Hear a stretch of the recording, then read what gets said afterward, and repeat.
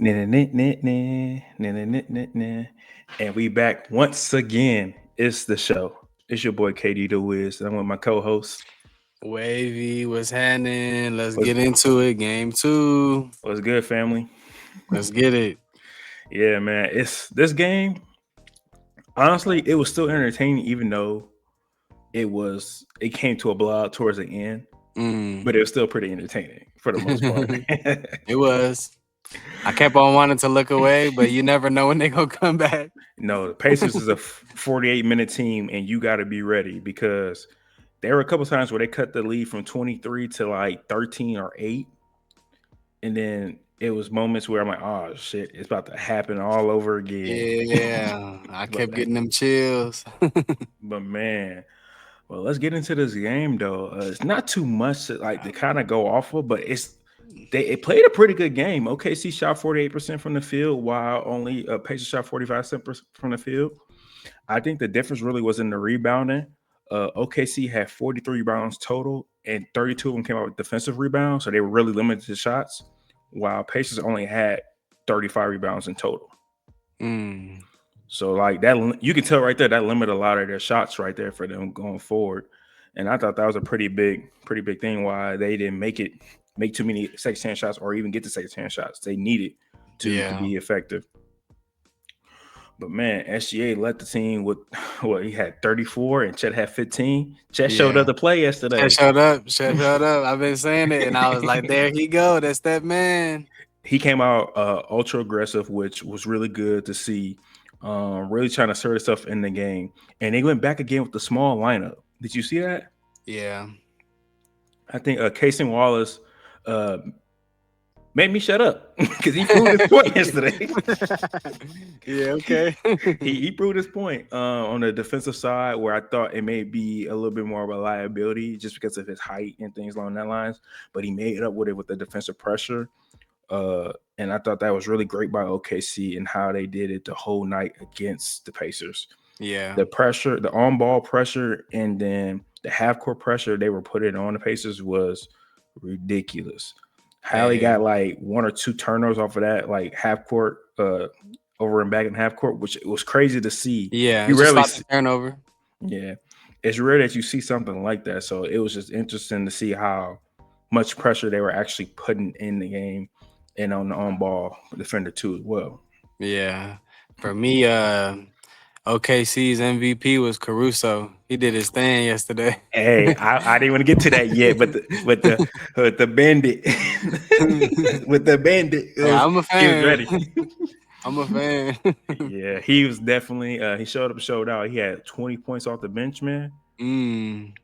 But And all the intangibles, the little stuff you don't see, but yeah, that yeah, 20 points was big. defensive presence for sure, right behind Luke Dort. But honestly, I don't even think that's the biggest takeaway from the whole game for them. What is it then? I think Hartenstein was the biggest takeaway, bro. Even though he only had I believe he had 3 points, but he had 6 rebounds and like 4 assists. Yeah. And his impact in the game was so phenomenal for OKC. Just because when they start running the two big lineup, they got out of that small ball, trying to play to Pacer style, Yeah. and then they went back to the style that won them like 70+ games this year. The Sir, yes, sir. two big man lineup, and it helped them out a lot. I honestly think it was just a really bad night for the Pacers too.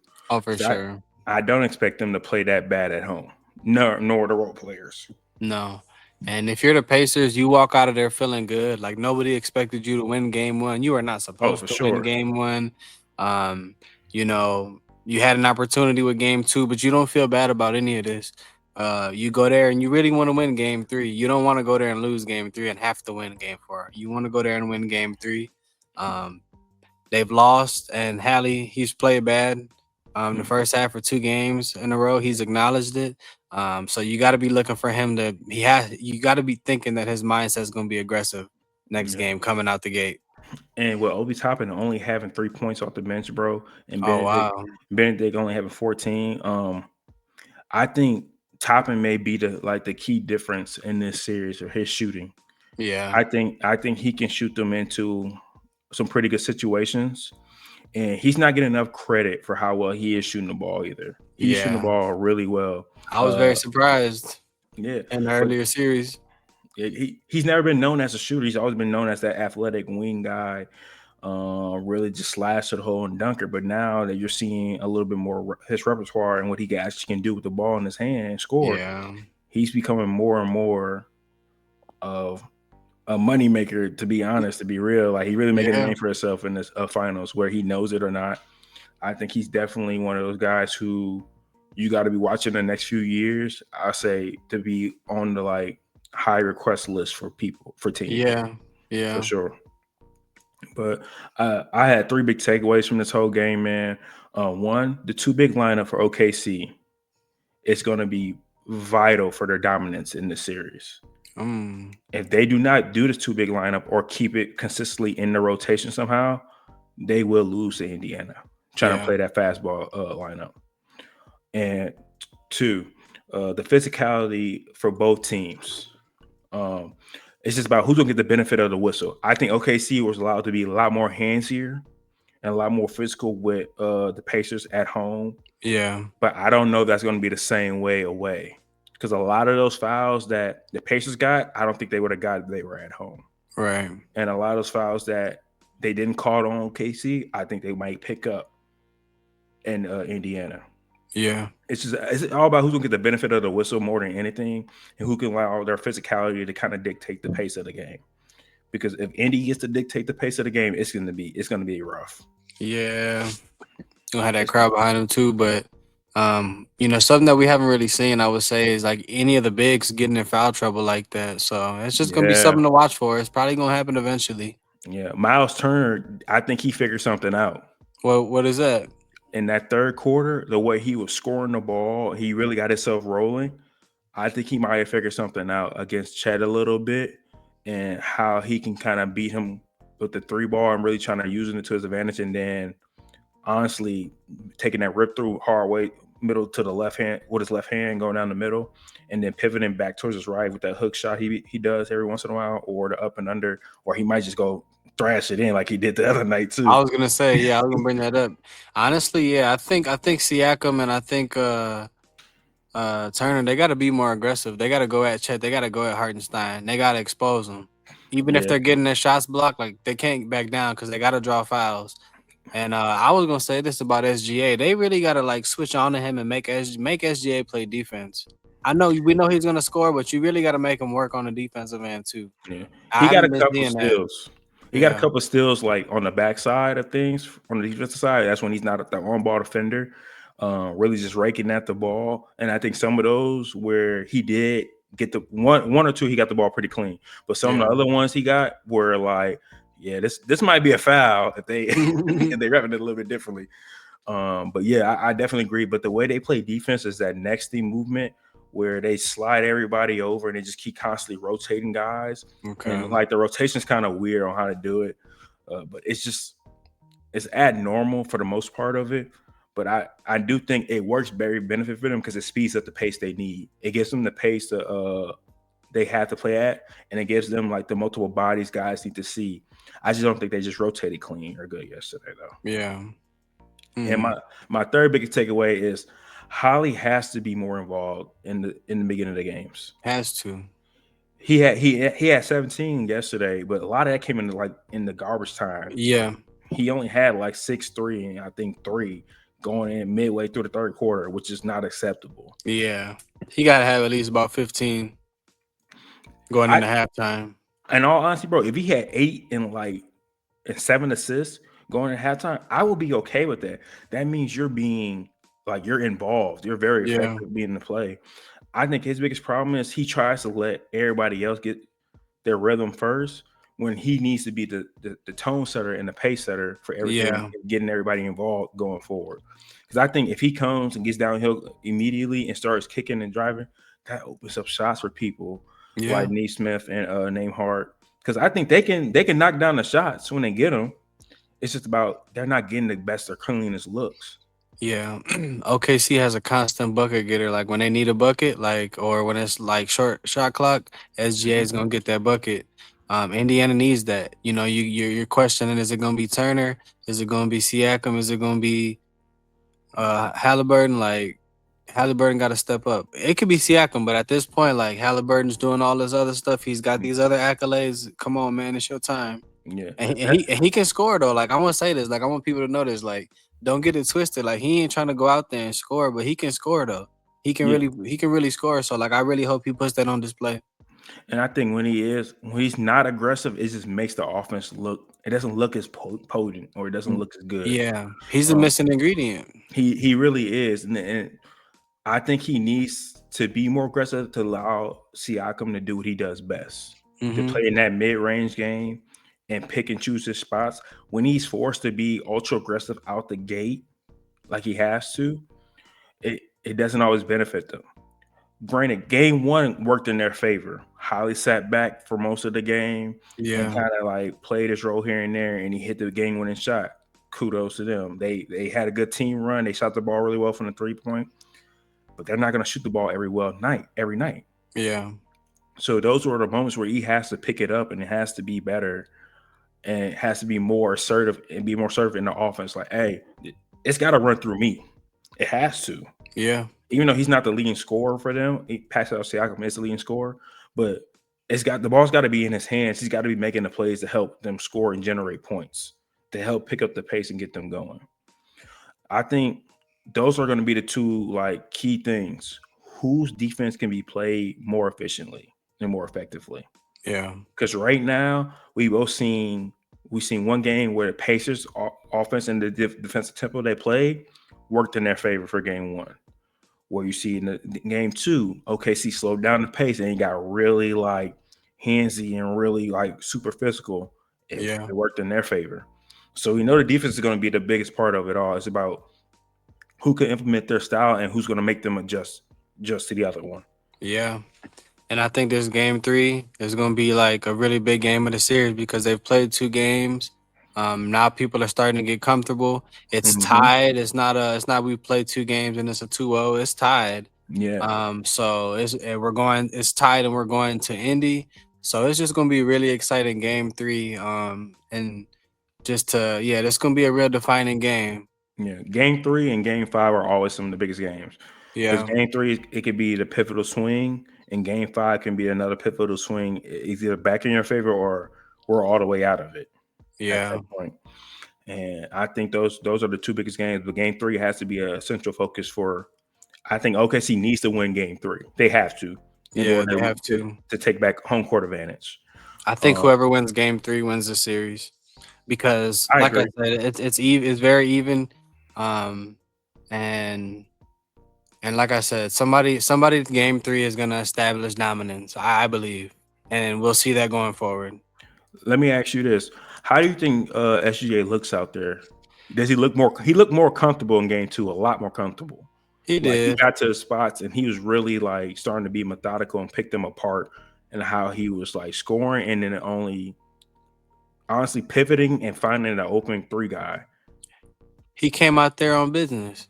Yeah, for He put sure. his foot on that gas and he ain't never looked back. You know, Yeah, for sure. and that's what I'm saying about Halliburton. Like when his team is getting down, like he got to go put up two or three shots in a row, not just wild buckets, but he have to go out there and try to get some buckets. You know, I and also think they got to run offense for him too, though.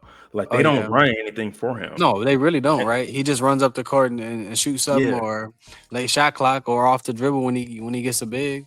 and I think that's the problem too. I don't think they need to initially run some things for him to get him more involved. He's such a big body. Like they could he could do some baseline cuts right Yes, under the bucket. for sure. And my honest prediction, I think Obi Toppin is going to have a stellar game three. I really do think he is. And I think that's going to be he is the key factor in this all for them. Yeah. I don't believe. I think it's going to come down to him and, to be honest, him and J Dub, because J Dub is not really having to be effective in this series in order for Hmm. them to win. Yeah. He's He's been playing good having, defense. yeah, he's having okay games, and he's producing, but he's just having like some lackluster in the sense of games where he's not really like jump out the screen. He's not scoring 30 and nothing like that, but he's still doing Yeah. his part to where to help win the games. where I think Obi Toppin can counter some of that Yeah, coming for off the bench. sure. Off For the sure. bench. Yeah, Yeah. off the bench and really be able to help them. Because if Benedict Macklin just scores 14 again, this is a different game. Hmm. It's completely different. Especially Obi Toppin just gets you like 10 or 12. This looks like a different game now. Yeah, and I think game three, I think the bench is gonna play way better, Oh yeah, you're at and home. yeah, I think the bench is gonna play way better. We're gonna get a little bit more production out of the starters, and I'm not and it's not gonna be a blowout. I think there's gonna be close games, but I think that they're gonna be able to finally, because Indiana hasn't really led this whole series, right? Um, Like not too much. Like they had a couple of back and forths in the they had second they game had in the about first quarter, but that was it. And then they yeah, they had had six lead changes. I think the biggest like lead for OKC was 23, and I think the biggest unanswered run for Pacers were like 11 points. But right. like So all the first quarter, like you said though. yeah, I think game three we see the Pacers get like a 5-10 point lead and they hold it the whole game and they pull out the win. Bench plays better. The benches always play better at home. See, this is now OKC's always been a good team on the road and at home too. This is the problem though. Like I said, I think it's the defensive principles. Who's going to be allowed to? Who's going to really get the benefit of the whistle? Yeah. How they gonna call the game? Yeah, I think they've been letting them play so much, like let them play, like let them The be first pretty two physical. games. Yeah, I wonder if they. I don't think they're going to tighten it up too much, but I wonder how some calls may get called now that wasn't getting called the first two games, Yeah. and that can really like mess with people's like momentum and how they play defense. Yeah. Because these last couple games, Caruso's been pretty close to fouling out. Yeah, and I feel like Ludor has been very aggressive. I don't know remember what the Yeah, play was, but there was a play where they replayed it and he was just he like yeah. chucked somebody or something, yeah, and like nah, and they didn't even call it. So yeah. A lot of those offensive rebounds or defensive rebounds they're going after or the steals they're getting, some those are sometimes can be kind of seen as 50-50, where it could be a foul or they just like really out hustling them. Yeah. And they begin the benefit of the whistle for the most part of it all. So that's why I feel like that's going to be such a huge part in this game three. And I'm not for sure, but I got OKC winning. I don't know they're gonna be winning by a lot, but I think it's gonna be a very high scoring game this one again. Because Yeah. I think the Pacers play well at home. I want to I see it, man. I want to see him put up like 130 or 140 in see a the whole thing, finals game. bro. That would be insane. But the Pacers usually have to average around like 110 or one something like that to really be for their margins of winning to be better. And Yeah. yet, in the last night game, they only broke 100. So yeah, like it wasn't nothing close. It was close, but it wasn't close to what they usually do. But they need to hit that like 110 mark to really know that they're on pace or even it's in their favor. Yeah.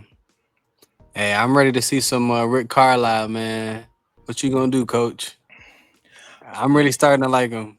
Yeah, no, because he one of the reasons why they won. Where he won his first ring in They Dallas. showed that picture, yeah. Yeah, bro. And I forgot how crazy that run was for Dirk. Like to go through uh Kobe, KD, and I'm missing another team. Who's the last team they went through? I'm trying to blank. Damn. Either way, he's still in the winning in the NBA Finals against LeBron and LeBron. Like that's a historic run.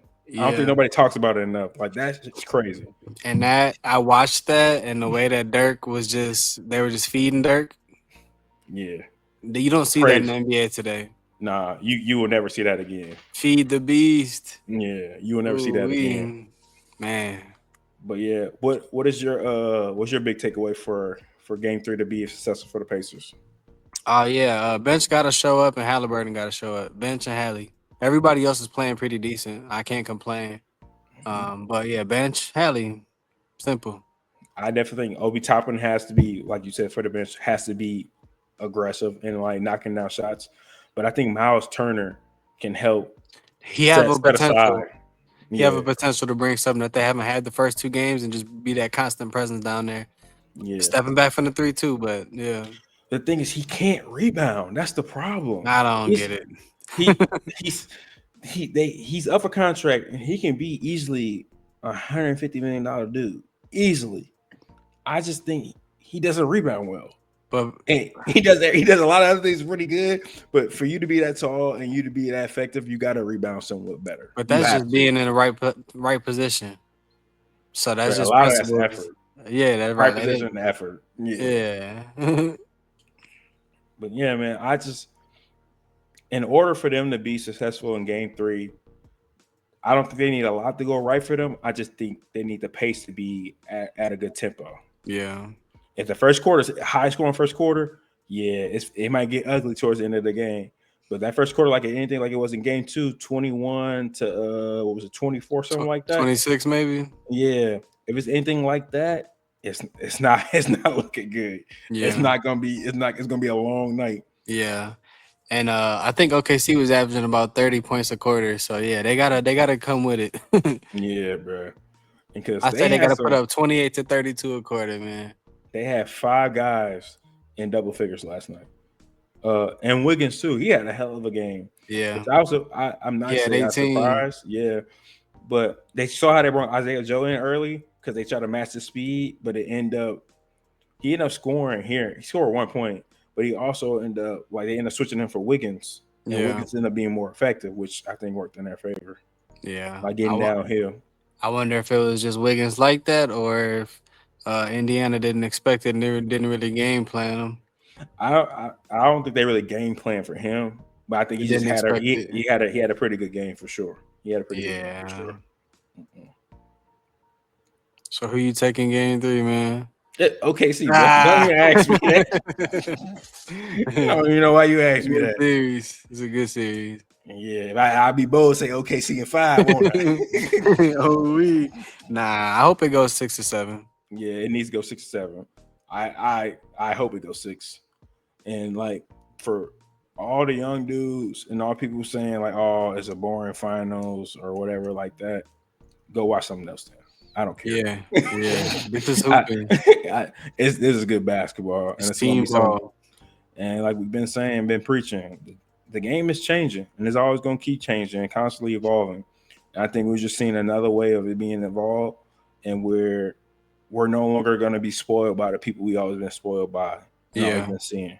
And I think it's good for us. I think it's good to see new faces in. I think it's good to see us honestly grow the game to grow in a different way where we can't be dependent on just 2 solo guys anymore. Oh yeah.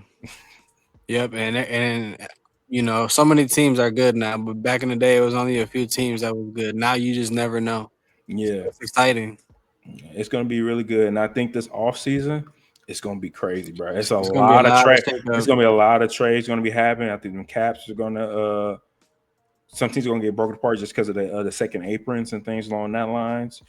But I think we're gonna see some like big names get traded or some big names being moved to certain places. It's gonna be like when now moves, and it can either be a bust or it can be a hell of a pickup. Yeah. I'm excited to see it, man. Yeah, it's gonna be good. After these finals, we're gonna have to drop some predictions and some Oh yeah, for sure, perspectives. Yeah. for sure, for sure. I'm with it as always. Yeah. Go But ahead, close it. before we close it, you see Mike Beasley had Lance Stevenson out there shaking ass. Man, I seen a lot of carries. I'm happy you out there shaking ass, Lance. I'm gonna do T nice and slow, bro. Had me in tears. When he had Lance shook saying that in the face off. So I'm gonna have you out there shaking ass.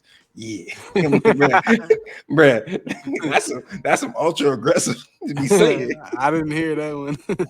Yeah, bro. I'll see you the clip of it all. But hey, that's once again, it's your boy KD-DAWiZ. I with my boy WavY, and catch us next time on the show. See ya.